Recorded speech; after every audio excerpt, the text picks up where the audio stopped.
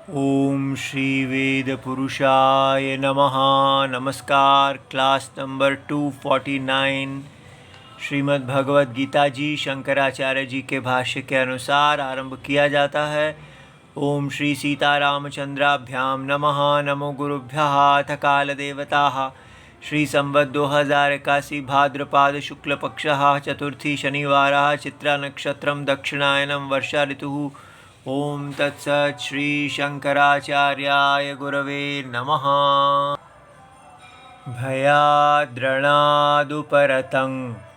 मन्स्यन्ते त्वां महारथाः येषां च त्वं बहुमतो भूत्वा यास्यसि लाघवम्। अध्याय नंबर 2 श्लोक नंबर 35 श्रीमद् भगवद गीता जी शंकराचार्य जी के भाष्य के अनुसार। पुस्तक है Gita press Gorakhpur, book number 10। अच्छा जी, तो अब हम ये देख रहे हैं कि भगवान परम सत्य अविकारी आत्मा के विषय से हट गए हैं और वो केवल लौकिक दृष्टि से अर्जुन को शोक से बाहर निकालने का प्रयत्न कर रहे हैं। लेकिन इसमें जो बातें कही जा रही हैं वो आजकल के आधुनिक भारत पे ऐसा लगता है जैसे लागू ही नहीं होंगी। क्यों? क्योंकि जैसे भगवान यहाँ कह रहे हैं कि आपकी अर्जुन बहुत अपकीर्ति होगी, आपकी सभी लोग बहुत देर तक आपकी निंदा करेंगे और जो व्यक्ति संभावित होता है, जिसने जीवन भर कीर्ति का अर्जन किया होता है, उसके लिए अपकीर्ति मरने से भी कहीं ज़्यादा पीड़ादायक होती है। लेकिन आजकल के जैसे समय में हम जीते हैं, कीर्ति अपकीर्ति ये सब का कोई अर्थ ही नहीं है। हम एक प्रैक्टिकल दुनिया में रहते हैं जहाँ पर कोई फ़र्क नहीं पड़ता अगर हमारी लोग निंदा करते हैं या नहीं करते हैं, क्योंकि किसी का कोई प्रमाण ही नहीं है। कोई कुछ भी कह दे, हम यही समझते हैं कि ये उसका ओपिनियन है। हर व्यक्ति अपनी पक्ष की रक्षा करने के लिए अपने ही ब्रांड का एक सत्य निकालता है। इसलिए कोई क्या कुछ कहता है, हमारे इस समाज के अंदर नए दुनिया में कोई महत्व नहीं है, क्योंकि कोई प्रमाण है ही नहीं। हर व्यक्ति अपने ही तरीके से जी रहा है और इसी को ही प्रगति शायद कहा जा रहा है कि कोई किसी के विषय में कुछ भी कहे, उसका कोई मतलब नहीं है। इसलिए अगर ये सब काल में है, अपने अपने राग द्वेष से लोग बोलते हैं, कोई सत्य से बोलने वाला है ही नहीं। इसलिए सारा व्यवहार हर व्यक्ति का व्यक्तिगत राग द्वेष है। तो अगर किसी ने आपके बारे में बुरा बोल भी दिया तो इससे कोई फ़र्क नहीं पड़ता, आप अपना चलते जाइए। आप अपनी बुद्धि से सोचते हैं, वो अपनी बुद्धि से सोचता है। लेकिन यहाँ पर ऐसा नहीं हो रहा। यहाँ पर निर्मल बुद्धि नाम की भी एक चीज़ है, जिस बुद्धि में कोई राग द्वेष नहीं है, जिस बुद्धि को हम पूरी तरह भारत में भूल चुके हैं। जिस गायत्री मंत्र से हमें ये सिखाया जाता था कि आपकी धी का प्रचोदन करने वाला अंतरात्मा है और आप उस अंतरात्मा से प्यार कीजिए। वरेण्यम, उसको वरिए, वो वरने योग्य है और उसको वरने से वो साक्षी आत्मा जो भी प्रचोदन करता है वो सत्य है, वो धर्म का प्रचोदन करने वाला है, धर्म की प्रेरणा करने वाला है। और आपको वो जो कुछ भी कहता है, अंतरात्मा की वाणी प्रमाण है, आपको उसका उल्लंघन नहीं करना चाहिए। आपको अंतरात्मा की वाणी सुननी चाहिए। अगर अंतरात्मा आपकी अपकीर्ति करती है तो आपको ध्यान देना चाहिए। अगर अंतरात्मा आपकी कीर्ति करती है तो आपको प्रसन्न होना चाहिए। लेकिन आजकल हम अंतरात्मा को पूरी तरह भूल गए हैं और हमारा अंतरात्मा से सब तार टूटा हुआ है। हम केवल अपनी देह को जानते हैं और उसके रागत द्वेषों को जानते हैं, और बस पूरा जीवन क्या है? मेरे रागत द्वेष और तुम्हारे रागत द्वेष। इसलिए ये सब जो बातें भगवान कह रहे हैं ये बहुत ही ऊंची बातें हैं। उन लोगों की बातें हैं जो लोग अंतरात्मा की वाणी को सुनते हैं।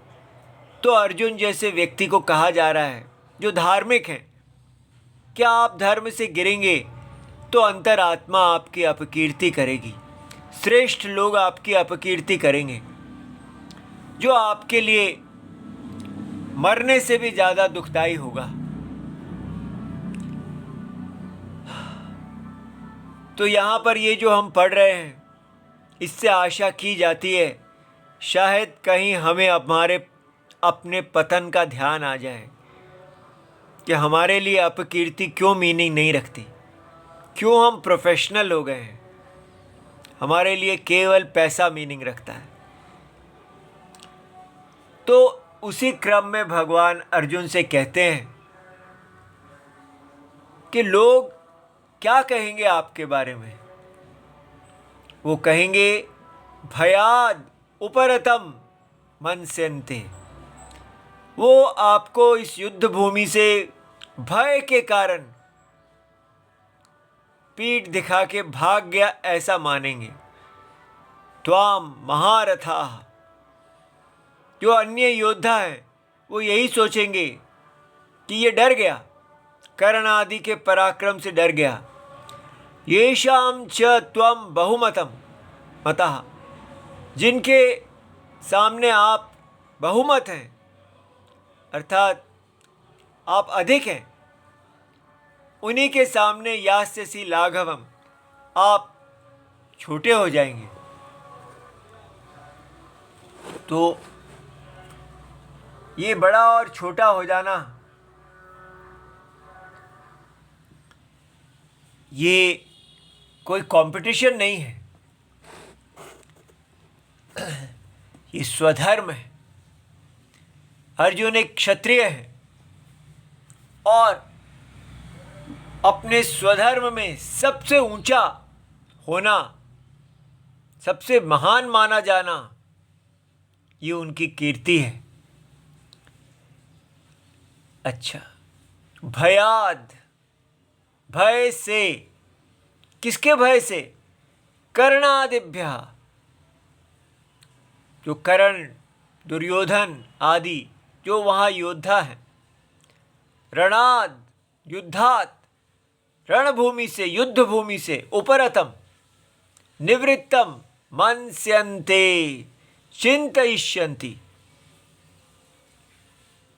लोग यही कहेंगे कि अर्जुन का युद्ध भूमि को छोड़ने का कारण क्या था? भय। न कृपया। ऐसा नहीं कि अर्जुन के मन में दया आई कि वो अपने प्रियजनों को मारना नहीं चाहते थे। वो केवल यही कहेंगे कि अर्जुन भय से भाग गए। इति त्वाम महारथाः दुर्योधन प्रभृत भय। तो दुर्योधन आदि जो महारथी हैं, वीर हैं दूसरे पक्ष के, वो उसके कारण केवल अपनी कीर्ति को बढ़ाएंगे कि हमारे से डर के भाग गया। येषां च त्वम दुर्योधनादिनाम बहुमतः बहुभिः गुणैः युक्तः, आप उनकी तुलना में कहीं अधिक गुणों से युक्त हैं। इति एवं बहुमतः भूत्वा पुनः यास्यसि लाघवम्, आप पुनः उनकी तुलना में छोटे हो जाएंगे। इसलिए जो व्यक्ति अपने स्वधर्म को छोड़ देता है, उसमें कितने भी गुण क्यों ना हो, वो छोटा हो जाता है। धर्म का पालन ही हमें बड़ा करता है, और जब हम धर्म को छोड़ देते हैं तो हम छोटे हो जाते हैं।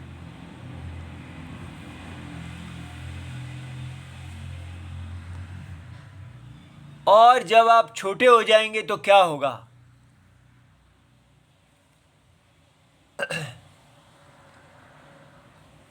अवाच्यवादांश्च बहून् वदयिष्यन्ति तवाहिताः, निन्दन्तस्तव सामर्थ्यं ततो दुःखतरं नु किम्।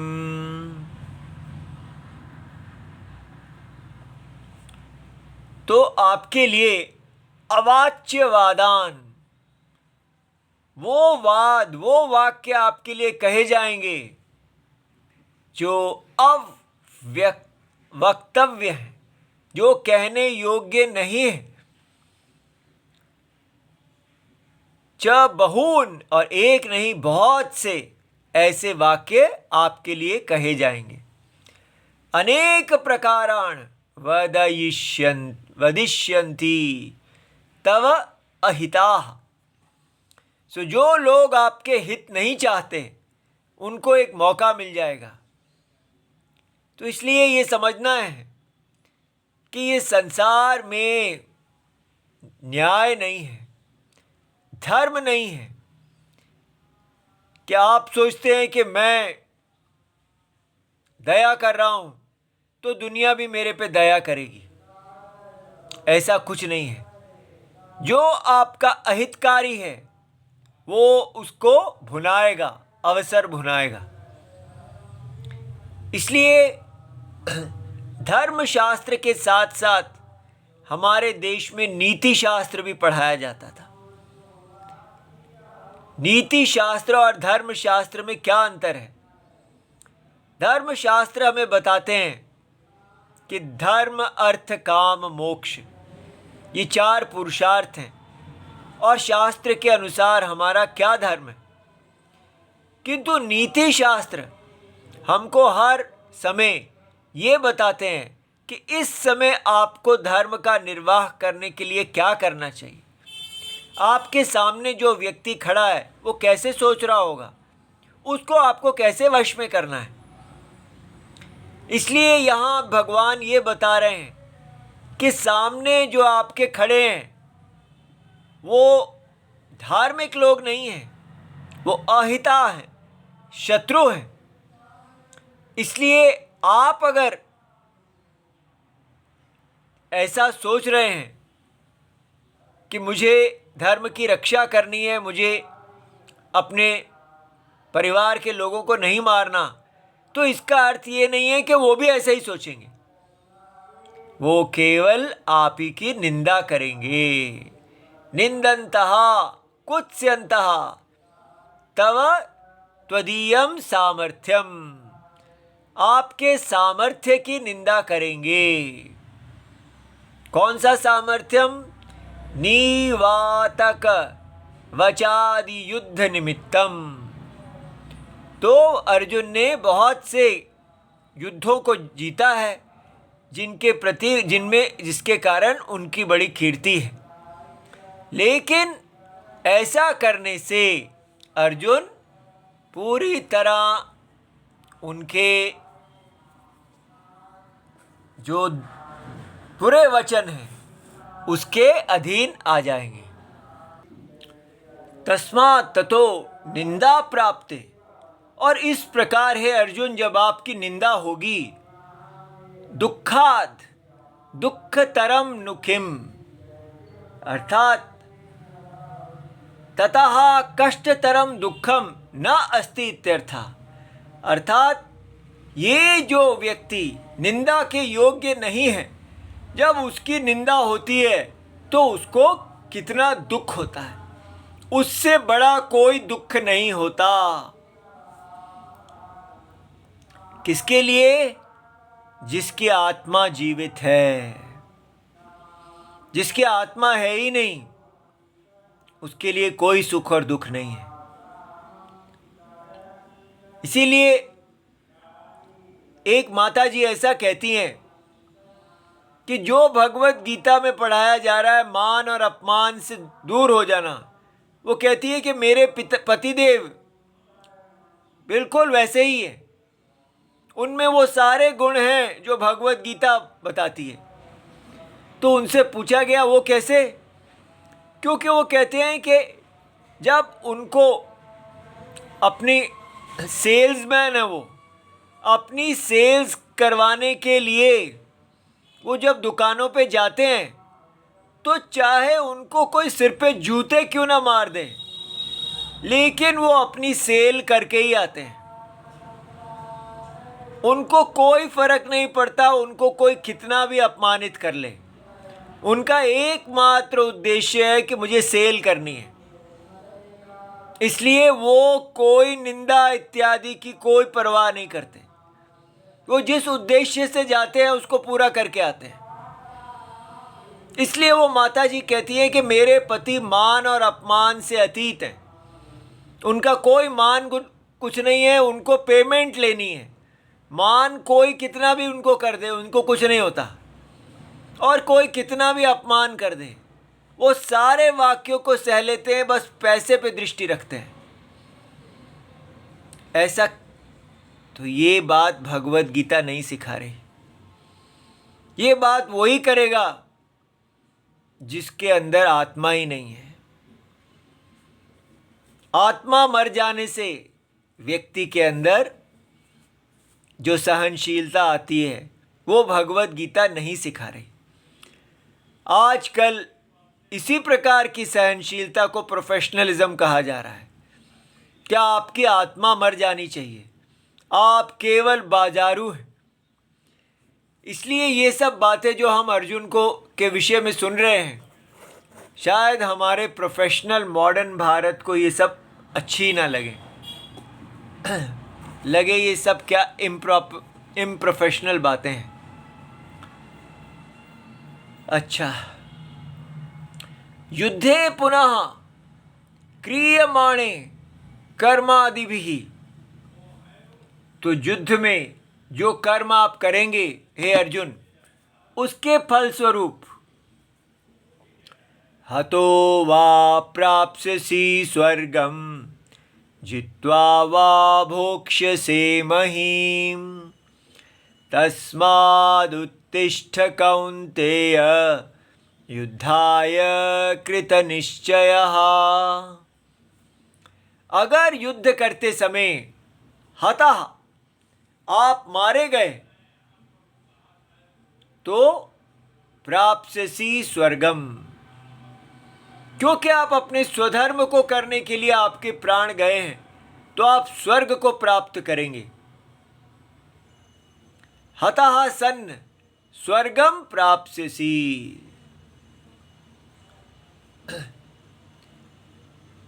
लेकिन अगर आप नहीं मरे, जित्वा, आप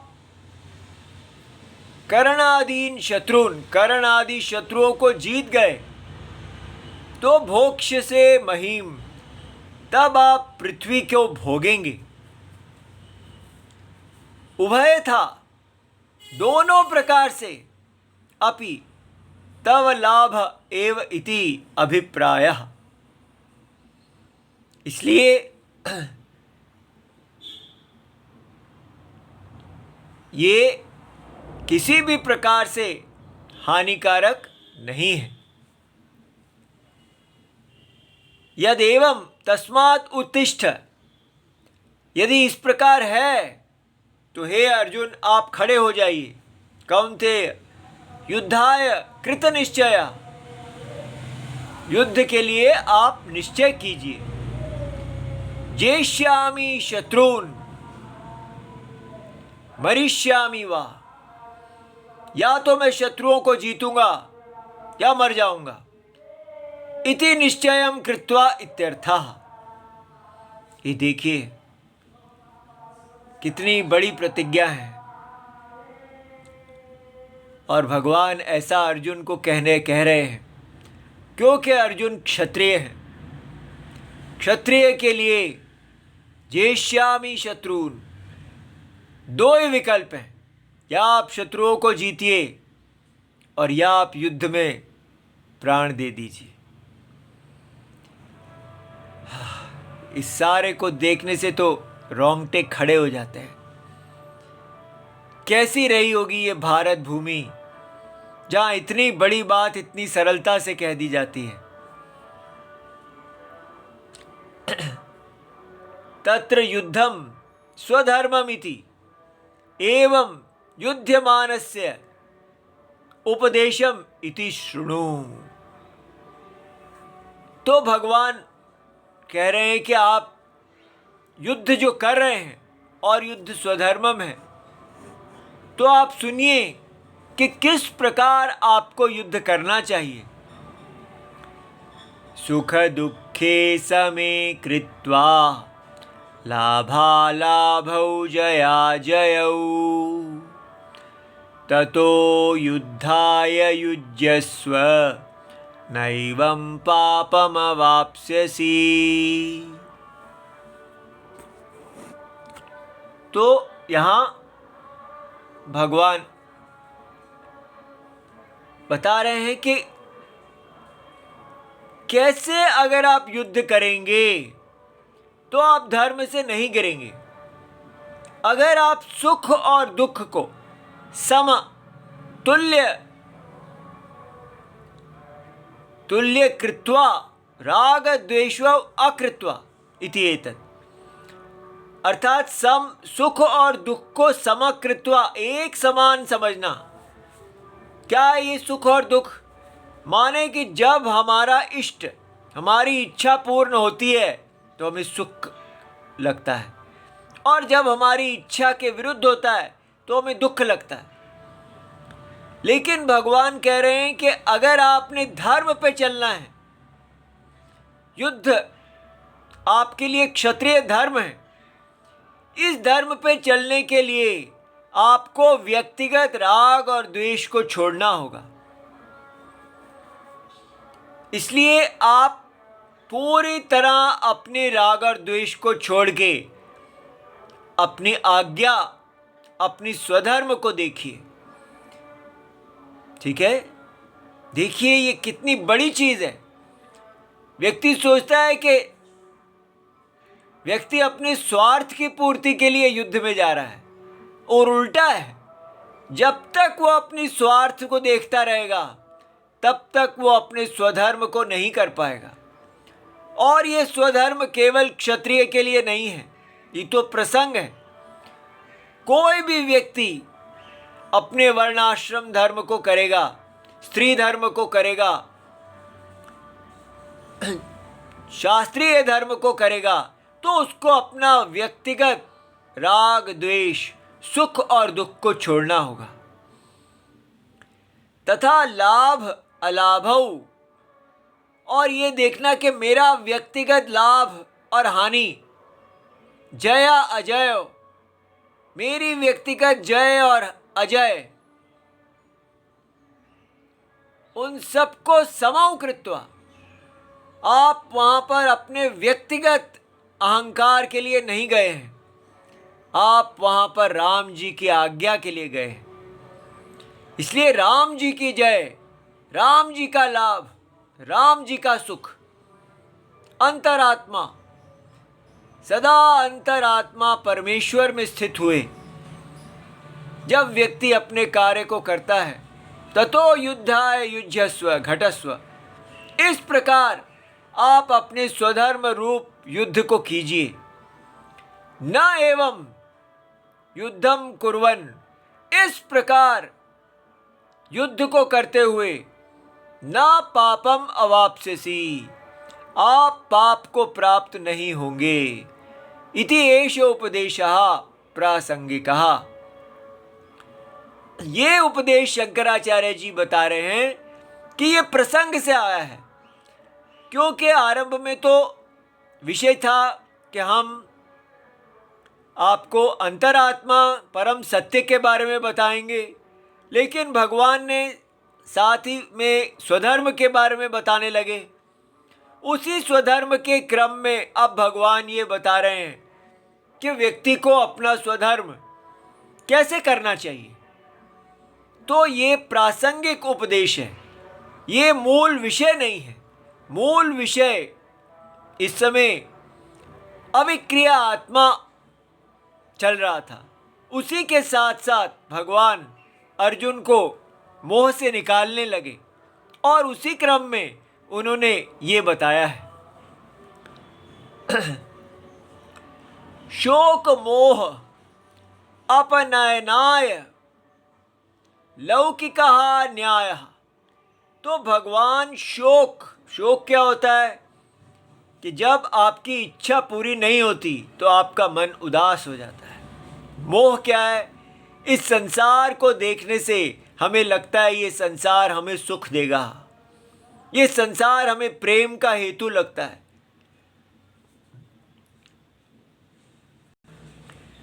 जितनी जल्दी हमको समझ में आ जाए कि ये जीव जो है ये प्यार कर ही नहीं सकता, संसार में कोई भी व्यक्ति या वस्तु प्रेम का स्थान नहीं है।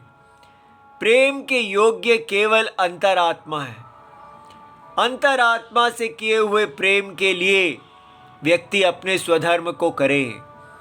यही यहाँ बात बताई गई कि अपने सुख और दुख, आपके प्रिय से जो आपको सुख और दुख, लाभ हानि, वो सब छोड़ दो, उसको क्षमा करो और केवल अंतरात्मा की आज्ञा, भगवान नारायण, उन्हीं से प्रेम, वही प्रेम का स्थान है। इसलिए शोक और मोह, इस संसार की प्राप्ति और अप्राप्ति से शोक और मोह का कोई अर्थ नहीं है। तो इसलिए उसको दूर करने के लिए लौकिक न्याय कि स्वधर्मम अपि चावेक्ष्य, अपने स्वधर्म को देखते हुए, जो भगवान की आज्ञा है, अंतरात्मा की आज्ञा है, उसको देखते हुए इत्यादि श्लोकैः उक्तः न तु तात्पर्येण। सो जो कुछ भी भगवान ने यहाँ कहा वो केवल उनका उद्देश्य था कि मुझे इनका शोक और मोह लौकिक न्याय से दूर करना है। लेकिन उनका तात्पर्य तो जो था वो तो अविक्रिय आत्मा में है। परमार्थ दर्शनम तु इह प्रकृतम, वो यहाँ का मुख्य टॉपिक है। तत्तु उक्तम उपसंहरति, उस वो जो कहा है उसका अब उपसंहार, कंक्लूजन किया जाता है। इति शास्त्र विषय विभाग प्रदर्शनाय, ताकि शास्त्र के दो विषय जो हैं, एक परमार्थ तत्व और एक कर्म योग, उसका विभाग बताया जा सके।